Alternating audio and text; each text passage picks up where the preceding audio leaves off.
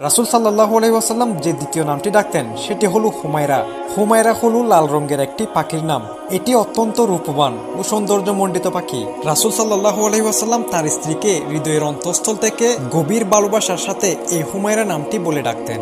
তৃতীয় নামটি হলো রাসূল সাল্লাল্লাহু আলাইহি ওয়াসাল্লাম আয়েশা রাদিয়াল্লাহু তাআলা আনহাকে ইবনাতুস সিদ্দিক বা বিনতুস সিদ্দিক নামেও ডাকতেন।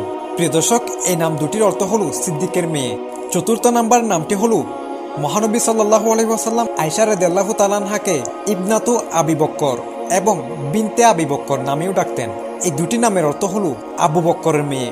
প্রিয় দর্শক, তৃতীয় ও চতুর্থ নামগুলো দ্বারা রাসূল সাল্লাল্লাহু আলাইহি ওয়াসাল্লাম আয়েশা রাদিয়াল্লাহু তাআলা আনহার পিতা হযরত আবু বক্কর সিদ্দিক রাদিয়াল্লাহু তাআলা আনহুকে ইঙ্গিত করে করতেন।